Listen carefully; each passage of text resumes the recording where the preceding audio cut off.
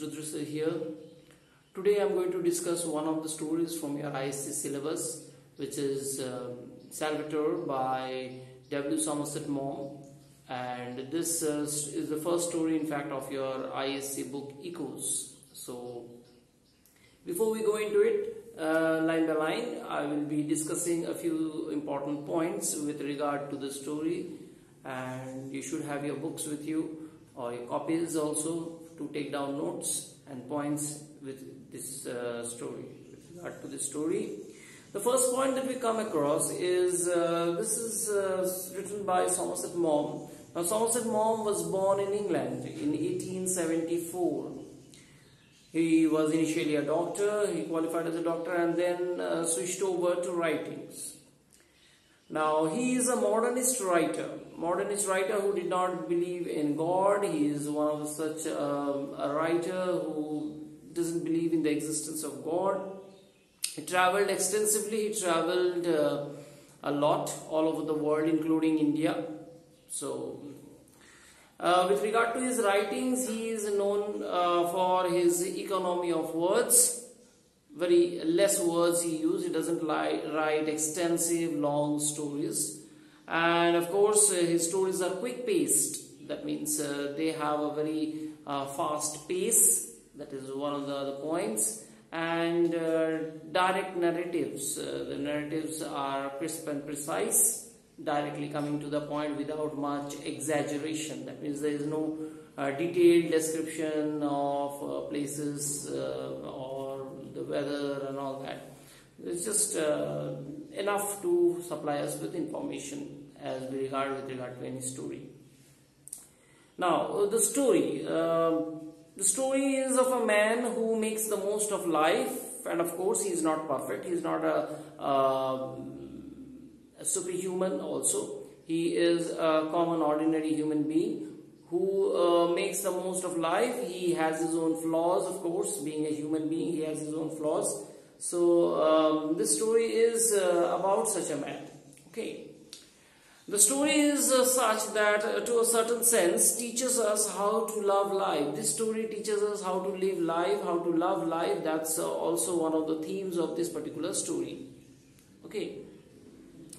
It's the story of fighting our battles. In life we have to fight several battles. In this story also we find the particular character fighting a particular physical disability and a particular physical impairment. He suffers from that. He fights it. So here it's also a story of fighting our battles, moving on and not giving up, and also of not keeping grudges. In life we often keep grudges. In life we often keep some kind of hatred, some kind of other feelings against one or the other. But here it's not such a story. It's a story which tells us to move on with life without keeping any grudges behind.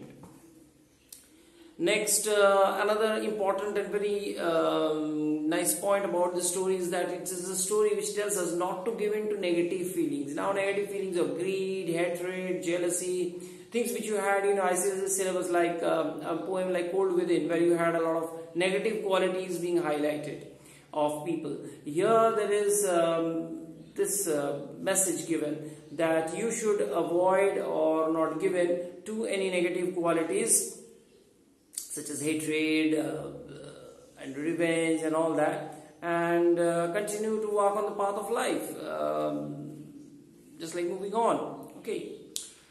So the story is a kind of a it's a chronological event.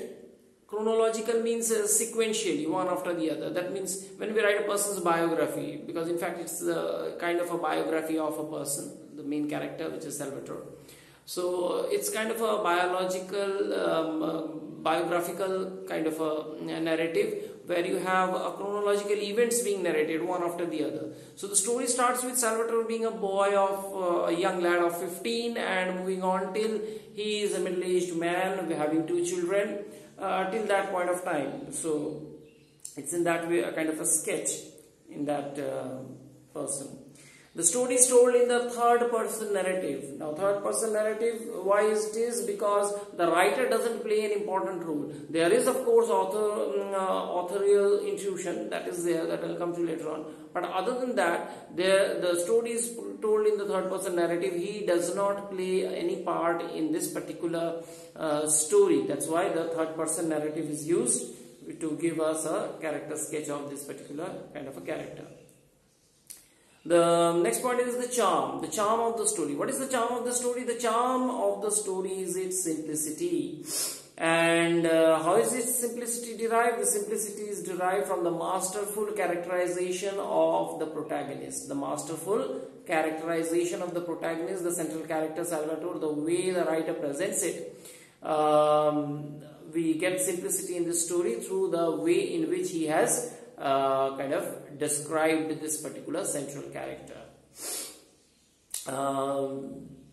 Next point, if we discuss, which is the story. The story, the readers normally expect a twist in the tale or an unexpected turn of events, but nothing such occurs here.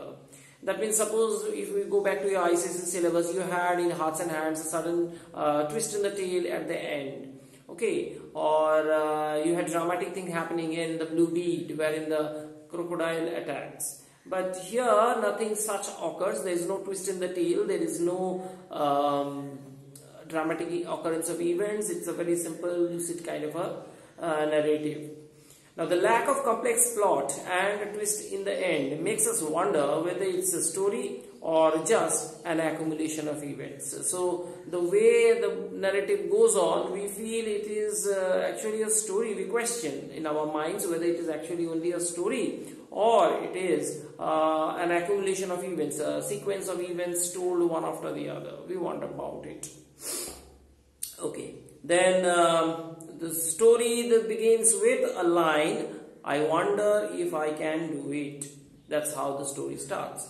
Now, and then again towards the end, there is the same kind of narrative given, same kind of point, and which reveals to us that the writer's simple ambition was to hold the reader's attention for a few pages. That was his intention. His intention was to try and hold our attention for a few pages. That was his intention of holding our attention for a few pages. And what does he go on to do in these few pages? He gives us a representation of the portrait, we may say, of an ordinary man possessing only one single rare virtue, which is goodness. So in the few pages that the writer has tried to hold our attention, he has done so by representing to us the characteristics of the central character, in particular one particular very known. Now, the first line of the story has the ability to draw the readers. The first line itself is very interesting. It helps to draw in the attention of the readers and make them expect something. Something is going to happen. They feel like that, as if something is going to happen, something interesting.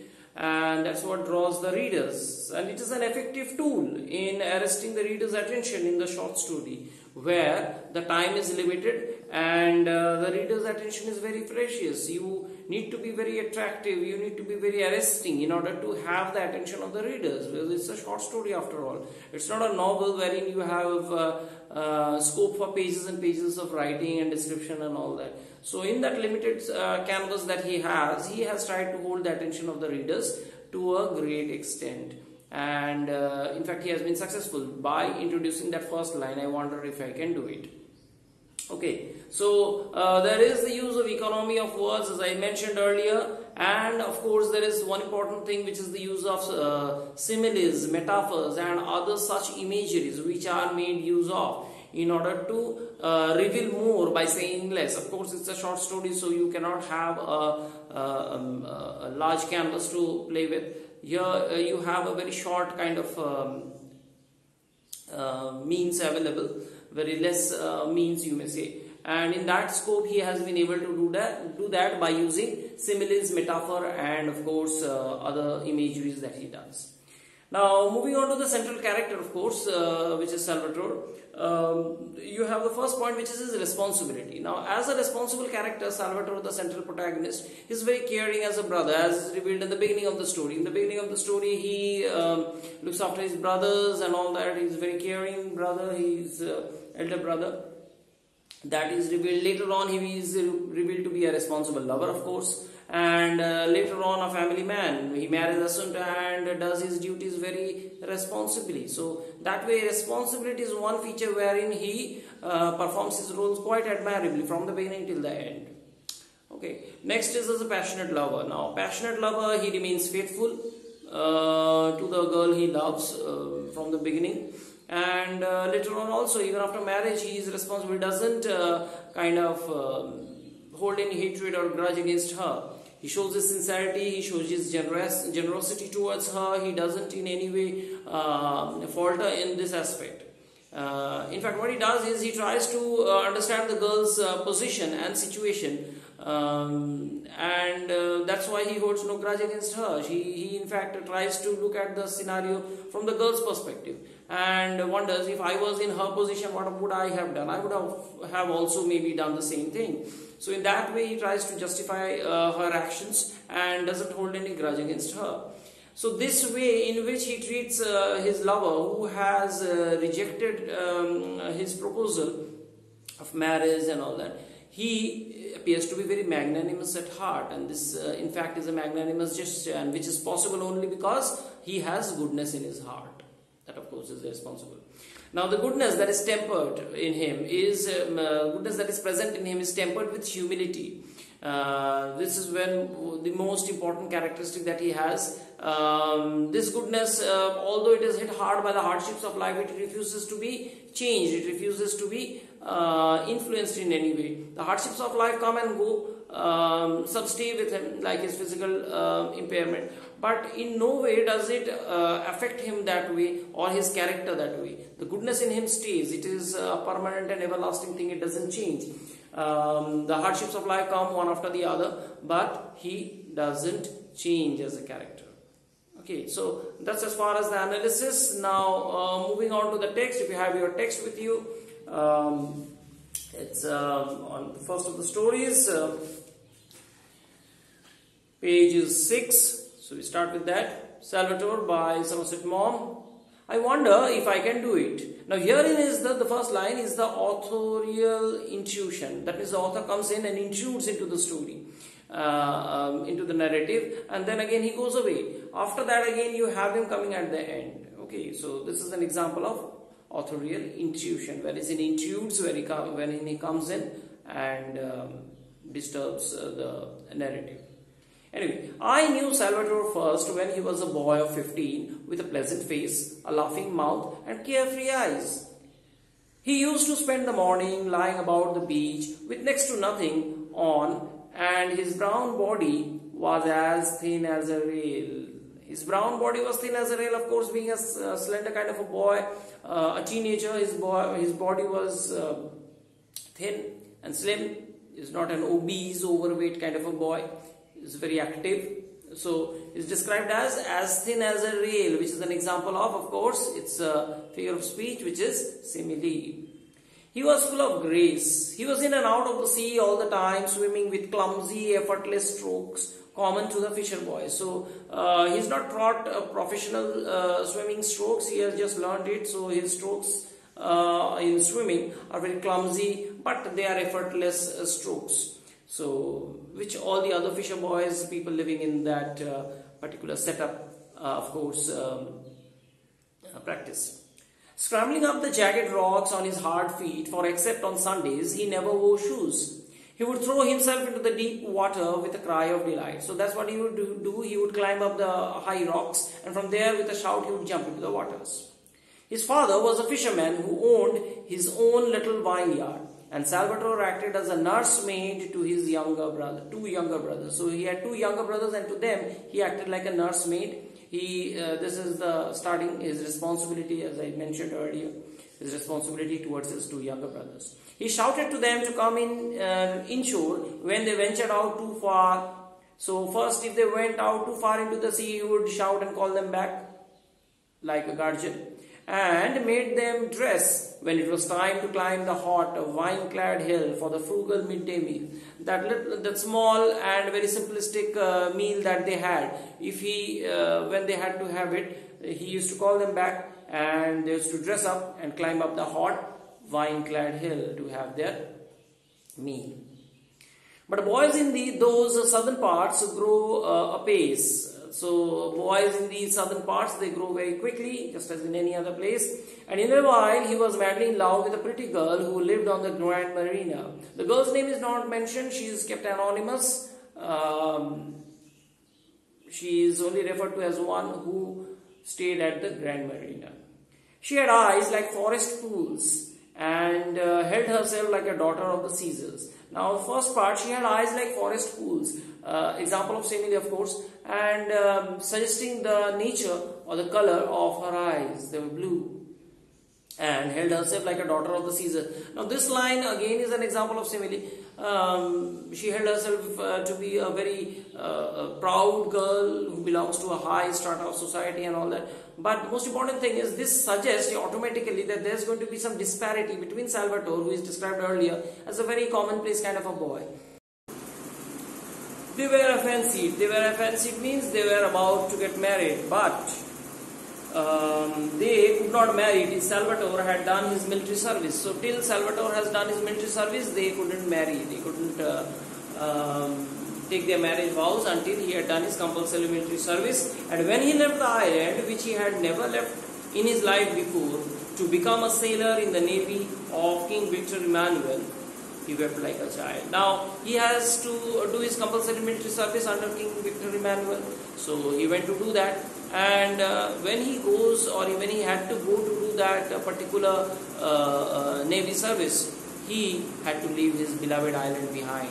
And that's when he felt separated. He wept like a child. Now, the reference here, it's an example of a simile. Wept like a child. But the image created here is like a child being separated from his mother. This particular island of Ischia, where he is separated from, or which he is separated from, contains all his known setup, as well as loved ones, as well as his parents, his brothers, his beloved, all the people that he loves in this world are here. So he feels separated from that. He feels like a child is separated from his mother. It was hard for one who had never been less free than the birds to be at the beck and call of others. It is harder still to live in a battleship with strangers instead of in a little white cottage among the vines. So, hard of one who had never been less free than the birds, making us remember the poem from our ICSE syllabus, The Caged Birds Sing. I know why the caged bird sing. There you had the contrast between a free bird and a caged bird. So Salvatore, when he was out there on the island of Ischia, he was a free spirit, he was a free bird. But now that he has gone to do the military service, he is now a captive kind of a setup. He is caged, you will see. So that bird imagery, that is why it is given, free like the birds. But now he has to be at the beck and call. Beck and call means he has to now take orders. He was earlier a free spirit. Now he has to take orders from others. It is harder still to live in a battleship with strangers instead of a little white cottage among the vines. Now his setup was that small cottage where he lived, and a small white cottage with vines around and all that. That was his home. That was the setup in which he was accustomed to staying. Now he has to stay in the battleship. With whom? With strangers. At that vine-clad cottage, he stayed with his near and dear ones. Here he is with strangers.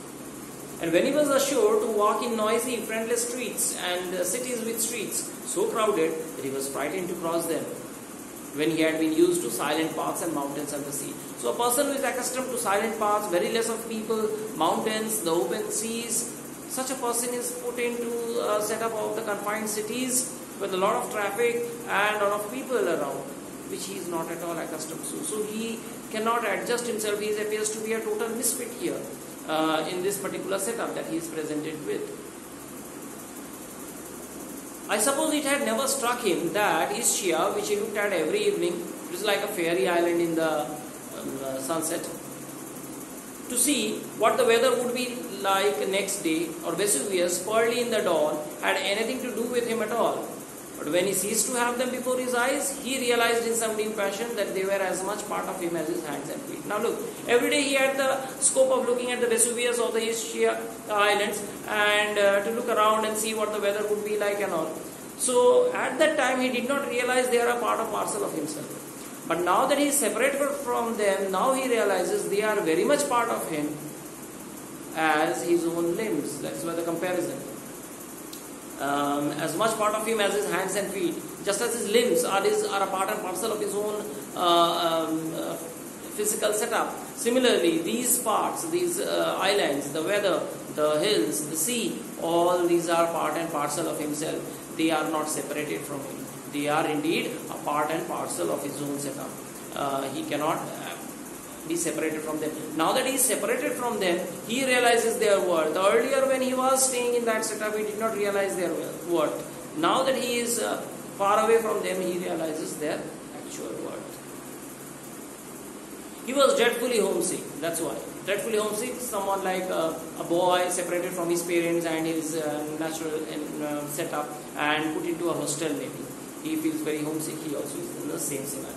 But it is the hardest of all to be parted from the girl he loved with all his passionate young heart. At that teenage, being separated from his beloved is a great blow to him. So he is hit hard by that particular aspect. He wrote to her in his childlike handwriting long, ill-spelled letters in which he told her how constantly he thought of her and how much he longed to be back. So ill-spelled letters, a lot of ill spellings and mistakes, just like many of you do. Long letters, childlike handwriting not very good, he is very childlike, showing probably that he is not well educated in terms of his education that he has received. It's childlike handwriting, it's not developed handwriting. And he told and wrote to her many love letters. He was sent here and there to Spezia, to Venice, to Bari, and finally to China. Here he fell ill of some mysterious ailment that kept him in hospital for months. Again he goes to China and is affected there. China, coronavirus. China is a place not to be going too much. You're going to be infected with something or the other. Here we are being affected by coronavirus. Here Salvador is affected by a mysterious ailment. Anyway, here he fell ill of some mysterious ailment that kept him in hospital for 6 months. So 6 months he was in hospital. It's a grave ailment. He bore it with the mute and uncomprehending patience of a dog. So like a calm and quiet creature like the dog, who quietly bears everything, he bore all these hardships. Now this is an example of zoomorphism. Now many of you may not know what is zoomorphism. It is just the reverse of personification.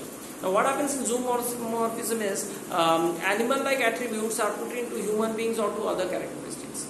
Okay, here you see Salvador is compared to a dog. The qualities of the dog, like being very patient and very mute and quiet, is associated with Salvador. So human beings are given here animal attributes or qualities.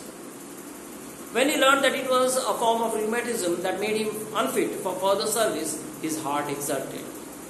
Now he is told that he is unfit for further service in the Navy, and he is very happy, exalted, excessively happy. Why?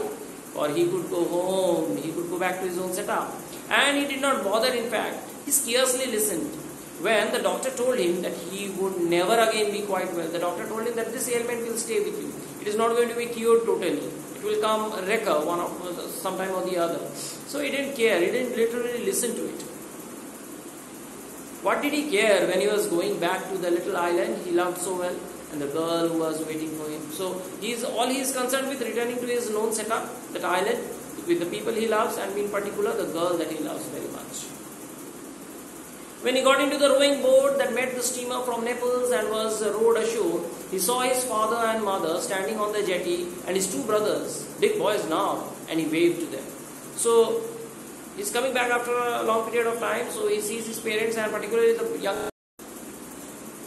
He saw his parents there on the jetty, and he saw that his brothers, they were now big boys now. He waved to them. He was very happy to see them. His eyes searched among the crowd that waited there for the girl. He could not see her. Unfortunately, he was looking for the person that he loved so much, the girl, but she was not there. There was a great deal of kissing when he jumped up the steps, and the all emotional creatures cried a little when they exchanged their greetings. They were very emotional to have him back. And they exchanged greetings, they cried, they kissed one another. He asked where the girl was. His mother told him that she did not know. His mother told him, sorry, we don't know. We have not. They had not seen her for 2 or 3 weeks. So that's a lie which his mother tells. We'll see later on. And so we don't know. So in the evening, when the moon was shining over the placid sea and the light of Naples twinkled in the distance, he walked down to the Grand Marina to her house. That evening itself, we couldn't wait. That evening itself, we went to meet her at the Grand Marina. She was sitting on the doorstep with her mother. He was a little shy because he had not seen her for so long. Because he had not seen her for so long, he was a bit shy. He was a bit feeling awkward. He has not met her for so long. He asked her if she had not received the letter that he had written to her to say that he was coming home. Yes, they had received a letter, and they had been told by another of the island boys that he was ill. So they told him 2 things. Yes, we have received your letter. The girl, of course, has not replied. Otherwise, it would have been mentioned in the story. So she has not written back. She has got the letter, number 1. But one more important thing which they tell him is that we have also got news about your illness from one of the island boys who has been in the Navy. They have told us of your illness. Yes, that was why he was back. Was it not a piece of luck? He looks at it from the positive aspect. He said, yes, isn't it good that I was ill? That's why I don't have to do that compulsory military service in the Navy and all that. So I'm here back. Isn't it nice? Isn't it good? It's a piece of luck. Oh, but they had heard that he would never be quite well again. But they highlight only the negative aspects. Salvatore is saying the positive aspects. So you see, I'm here, I'm back, I'm being back with my beloved and all that. He highlights all the positive things, see. And on the other hand, the girl's family, they highlight only the negative things. Yes, we heard of your illness. We heard you are not going to get well throughout your life. You are going to be remaining affected person. All these things, they highlight only the negative aspects. So the negativity is being highlighted from their side. The doctor talked a lot of nonsense. But he knew very well that now he was home again, he would recover. He said, don't worry, I am back home to my own original setup, to my own known setup. I will recover, don't worry. They were silent for a little, and then the mother nudged the girl. Her mother gave the girl a push with her elbow. She did not try to soften the blow. Soften the blow means she did not say things in a roundabout way, softly, in a different way, with very gentle words. No. It was the straightforward no, which hits you directly. She told him straight out with the blunt directness of her race. Blunt directness of her race, if you remember, there was a phrase used about her, daughter of the Caesars. So she is a very proud kind of a character. She openly and directly said whatever she had to say. So girls like her who are very beautiful and proud, they often speak out directly, blunt truth. So here also she did that. She told him straight out with the blunt directness of her race. Of her race means girls like her. That she could not marry a man who would never be strong enough to work like a man. So a man who is not going to be strong enough to work, she cannot be his wife. So this relationship cannot go on. They had made up their minds, her mother and father and she, and her father would never give consent. So her father is not going to give consent. The whole family had discussed, mother, father, the girl, they had all discussed among themselves, and they had come to the decision, no, this proposal cannot go on, this relationship has to end. When Salvatore went home, he found that they all knew. When he told it to his own parents, Salvatore came to know that his own parents knew everything. The girl's father had been to tell them what they had decided, but they had lacked the courage to tell him themselves. So his own family knew everything, but they did not tell it to Salvatore because they didn't want to give him this bad news immediately after his arrival. So, but they knew because the girl's father had come to their house and told them about the cancellation of the relationship. But they didn't tell him because they didn't want to make him sad. He wept on his mother's bosom. He was terribly unhappy, but he did not blame the girl. So he didn't blame the girl. This is very significant. He doesn't bear any grudge against her. He is one who is crying like a child, as mentioned. He wept in his mother's bosom. He was terribly unhappy, but he did not blame the girl. A fisherman's life is hard and it needs strength and endurance. He tries to rationalize why the girl said no. He says, yes, a fisherman's life is very hard. It needs strength, it needs endurance to be a fisherman. He knew very well that a girl could not afford to marry a man who might not be able to support her. So maybe she thinks, I will not be able to support her, that's why she had said no. Her smile was very sad and his eyes had the look of a dog that had been beaten. So just like you beat a dog, it looks at you very kindly and compassionately with sadness in its eyes. Similar expression was there on Salvatore's face. This is another example of zoomorphism which I discussed earlier. The animal imagery being used in case of a human being. But he did not complain and he never had said a hard word of the girl he had loved so well. Because he loved the girl so well, he didn't say one single hard word, one single bad word about her.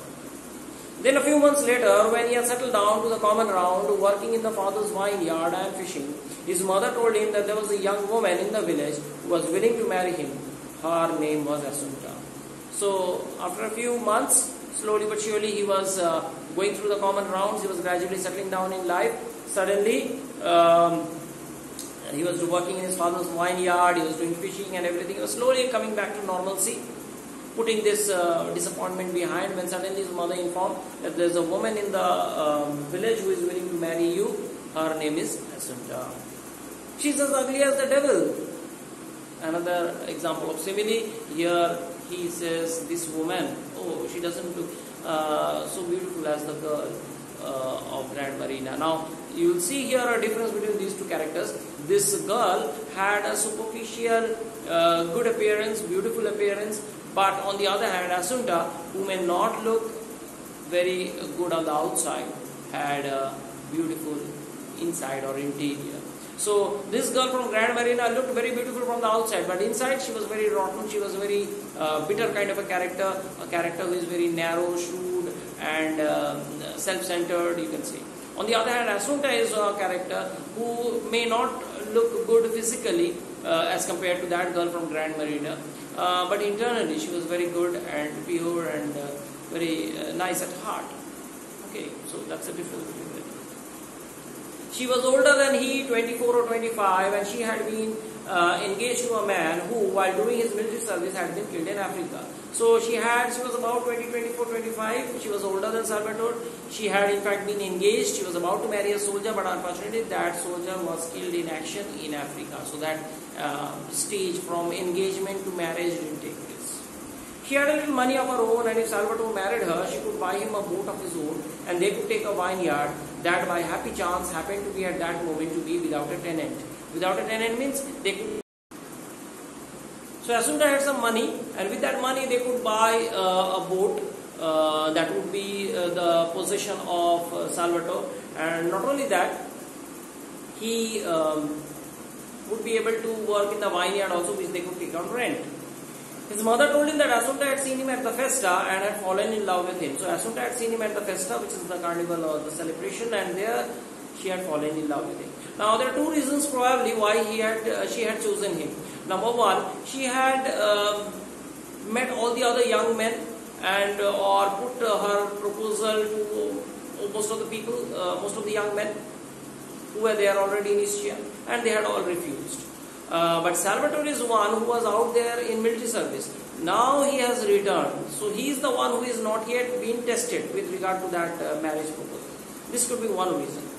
So she puts in this marriage proposal to Salvatore's mother.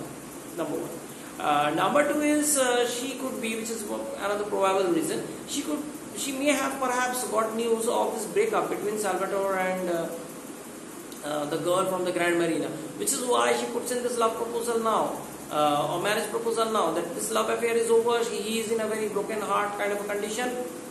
Maybe he will say yes. So that's the reason why she puts in this proposal. Salvatore smiled his sweet smile and said he would think about it. On the following Sunday, dressed in the stiff black clothes in which he looked so much less well than in the ragged shirt and trousers of every day. So he is not very comfortable in those stiff clothes which you have to wear in church, very stiff black clothes they wear. So in that suit and all, he is very uncomfortable. He is compared to that, he is very much at home in those regular day trousers and the ragged shirt or t-shirt, whatever he wears. He is very much home in that.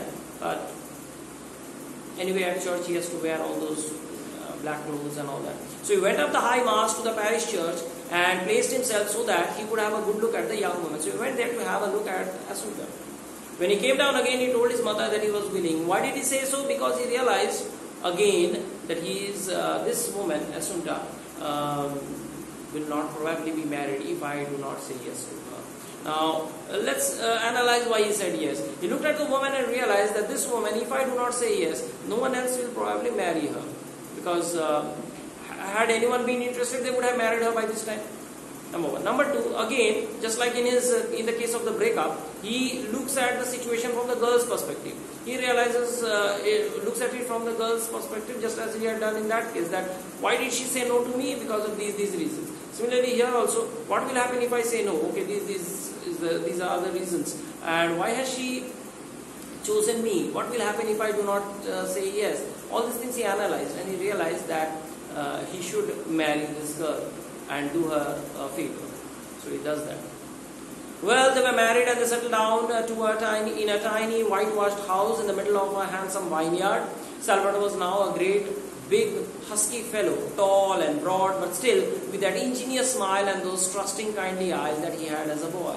So that innocence is there. That is why this is said that physically he transformed into a big, bulky man, but his eyes were just like that. Those trusting, kindly eyes that he had as a boy. So that innocence remains in him, that goodness remains in him, that is highlighted through those eyes. Because eyes are said to be the mirror of the soul, so that's why. Assunta, he had the most beautiful manners I had ever seen in my life. Here again, the writer says that he has the most beautiful manners. Assunta was a grim-visaged female, that is, she had a very serious kind of appearance, who with the decided features, and she looked old for her years. She looked older than Salvatore. She looked older than her years. She had very permanent features or strict features on her face. But she had a good heart and she was no fool. And she was not a fool. She realized what a favor Salvatore has done in marrying her, so she is no fool. I used to be amused by the little smile of devotion that she gave her husband when he was being very masculine and masterful. But she never ceased to be touched by his gentle sweetness. So she allowed him to be the master of the house, although she was older, although she was more rich. She didn't say, I am rich than you, I have all the money, I am older than you, I should be giving instructions. She didn't do that. She allowed him to be the master of the house, number one. Number two, she never ceased to be touched by his gentle sweetness. Sweetness touched her also. But she could not bear the girl who had thrown him over, and notwithstanding Salvatore's smiling expostulations, she had nothing but harsh words for her. Although Salvatore did not say anything, he was very gentle in his description of that girl. She was very angry, she was very disturbed with the way in which this girl has rejected his proposal. She had angry words and she had very cursing words for that girl. Presently, children were born to them, which suggests that they had slowly adapted themselves to one another, and their family married life is going on, and they have children.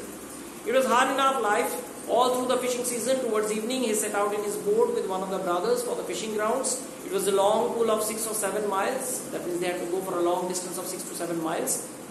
And he spent the night catching the profitable cuttlefish. Then there was the long row back again in order to sell the catch in time for it to go on the early boat to Naples. Sell the catch means sell whatever fish they have caught. They have to send it by early boat to Naples where it would be sold in the markets. So that was their routine with regard to fishing. At other times he was working in his vineyard from dawn till the heat drove him to rest, and then again when it was a trifle cooler till dusk. So from the morning activity of fishing, when it is over, he would work at the vineyard. After that, he would take some rest during that hot afternoon period, and then after that it got cooler, and then again he would start to work until dusk. Often his rheumatism prevented him from doing anything at all, and then he would lie about the beach smoking cigarettes and a pleasant word for everyone, notwithstanding the pain that racked his limbs. So again you see there is a pain of rheumatism or arthritis which is affecting his limb, but still he would speak happily with everyone, ignoring the pain, suppressing the pain in his heart. But unfortunately during these periods he couldn't work, he would lie about, smoke a cigarette and all that. The foreigners who came down to bathe and saw him there said that these Italian fishermen were lazy devils. Now, why is it said? It's out of context, but you have to see here one thing. This is probably the outlook of that girl also. That girl thought that this man, affected with this Chinese ailment of rheumatism and all, he is probably going to be a lazy character. He is going to lie about all day. He would not be able to work hard. But they did not give him a chance. They did not give him a chance to realize or test what he could actually do. That okay, for 6 months, 1 year, let's see how you work and all, and then we will decide. They didn't give him that chance. So superficially they heard the news that he is ill, he would not be able to work hard and all that. They heard all these things, They assumed everything on their own and they didn't give him a chance, and they just rejected his marriage proposal. But here the same thing is done with the Italian, with these tourists, the foreigners who came, and they said these Italian men are fishermen are lazy people. They have not seen him working hard, because just a few lines ago it's mentioned he worked early morning or late in the night. He went out to catch those cuttlefish. Then in the morning and the evening he was working at the vineyard. So you can understand he was a hard-working person. But when people see him in this phase of rheumatism, they think he's a lazy person. He's lying about, smoking cigarette, doing nothing. So that's exactly the. So these people, these foreigners, they had this wrong impression about the Italian fishermen, that they are lazy people, but actually they are not so. Sometimes he used to bring his children down to give them a bath. They were both boys, and at this time the elder was 3 and the younger was less than 2. They sprawled about at the water's edge stark naked, and Salvatore, standing on a rock, would dip them in the water. So like a caring father, a loving father, he used to bathe them in the sea waters. The elder one bore it with stoicism. The elder one was calm and quiet. He liked being bathed. But the baby screamed lustily. The baby was very excited. It would scream lustily. Salvatore had enormous hands like legs of mutton. Another example of simile. Big hands he had, coarse and hard from constant toil. Because they were constantly working with his hands were very big and coarse. But when he bathed his children, holding them so tenderly, drying them with delicate care, upon my word, they were like flowers. But when he was bathing his children, he was not coarse. He had all the gentleness, as if he was holding not his children, but flowers in his hands. He would seat the naked baby on the palm of his hand and holding him up, laughing a little at his smallness, and his laugh would be the laughter of an angel. His eyes were as candid as his child. So his eyes were as innocent as that of his own child at that time. So the similarity, that innocence, that goodness is reflected. I started by saying, now again the author comes into the story and the authorial intuition occurs. I started by saying I wondered if I could do it, and now I must tell you what it is that I have tried to do. Now he tells what he had tried to do. I wanted to see whether I could hold your attention for a few pages while I drew for you the portrait of a man, just an ordinary fisherman, who possessed nothing in the world except a quality which is the rarest, the most precious, and the loveliest that anyone can have. Heaven only knows why he should strangely and unexpectedly have possessed it. So I have tried to show you that is the character of a person who possessed only a very precious and rare and lovely characteristic. That's all. How he got this character, we do not know, but he had it. All I know is that it's shown in him with a radiance that if it had not been unconscious and so humble, would have been to the common run of men hardly bearable. Had he not known it, if he had known it, he would not have been able to bear that goodness. Because he did not know that he possessed this rare quality of goodness, he bore it quite casually. But had he known that he has this quality in him, he probably would not have been able to bear it. And in case you have not guessed what the quality was, I will tell you. Goodness, just goodness. So this single characteristic is what he possessed, and that's what makes it so very special among all the other human beings that we come across.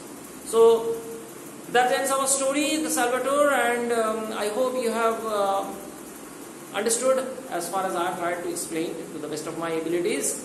If you like this video, of course, like it. Show your appreciation in the form of a thumbs up, and share it among your friends. And of course, if you have not already subscribed to my channel, do subscribe, and thanks for watching.